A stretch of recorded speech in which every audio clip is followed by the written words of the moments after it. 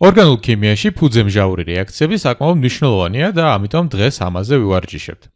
გვაქვს ორი ნივთიერება მოცემული, ეს არის ძმარმჟავა და ნატრიუმის ჰიდროქსიდი. ძმარმჟავა შეასრულებს მჟავის როლს, კერძოდ ბრონსტედლოურის მჟავის როლს, ხოლო ნატრიუმის ჰიდროქსიდი, კერძოდ ჰიდროქსიდის ნაწილი კი შეასრულებს ფუძის როლს, კერძოდ ბრონსტედლოურის ფუძის როლს.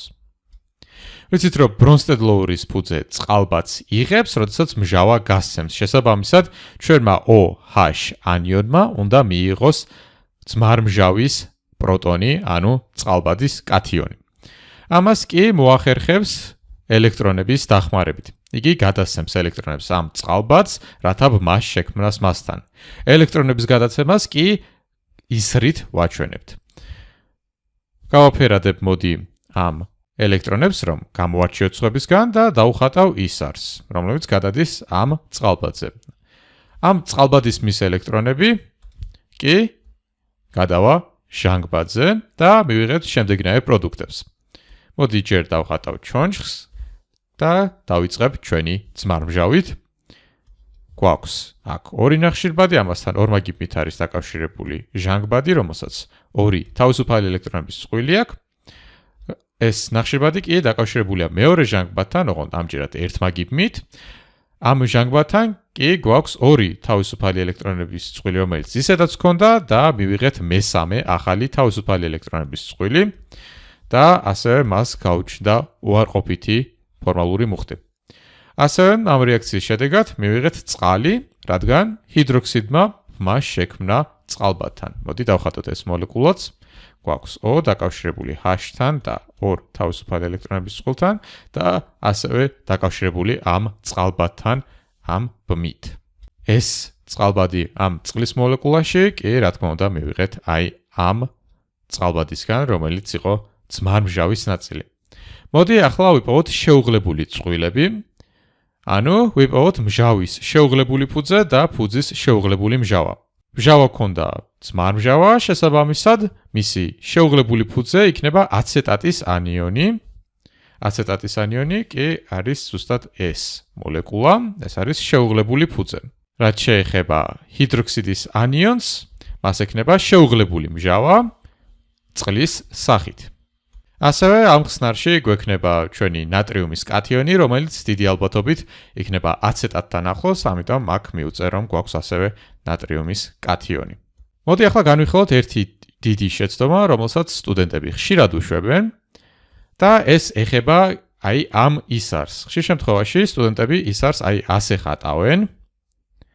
თითქოს წყალბადი მიდის ჩვენს ჰიდროქსიდის ანიონთან და რაც ერთი შეხედვით მართალია, იმიტომ რომ მართლაც წყალბადი მას ქმნის ჩვენს OH-თან.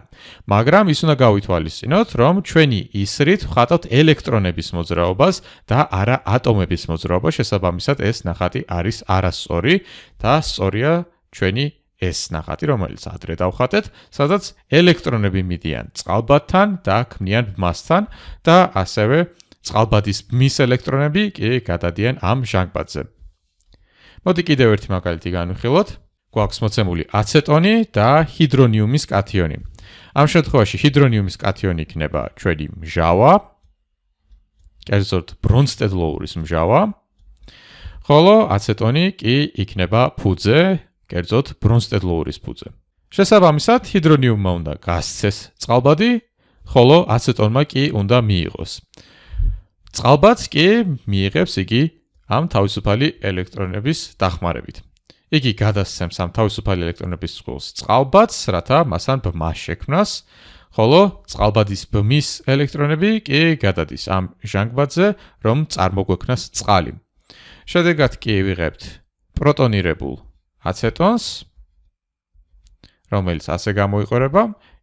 ჩვენი ნახშირბადის ჩონჩხი უცვლელია, გვაქვს ორმაგიბმა ჟანგბადთან, ჟანგბადს აქვს ერთი თავისუფალი ელექტრონების წყვილი, ხოლო მეორე თავისუფალი ელექტრონების წყვილი, რომელსაც მოდი ლურჯად გავაფერადებ, კი ბმად გადაიქცა და არის დაკავშირებული აი ამ წყალბადთან. ასევე ამ ჟანგბადს ექნება დადებითი ფორმალური მუხტი, რადგან თავისუფალი ელექტრონების წყვილი გარდაქმნა ბმად და თუ დავითვლით ელექტრონების რაოდენობას, ეს არის 1-2 3, 4, 5, 6 მინუს 5 კი არის 1, ანუ პლუს 1.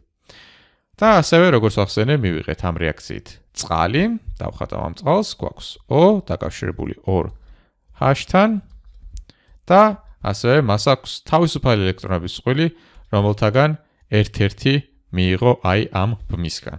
მოდი ახლა წყვილები ვიპოვოთ. ბრონსტედ-ლოურის ფუძე მარცხნივ არის ჩვენი აცეტონი, მისი შეუღლებული მჟავა კი იქნება ეს კათიონი, რომელიც არის პროტონირებული აცეტონი. დავწერ შეუღლებულ მჟავას.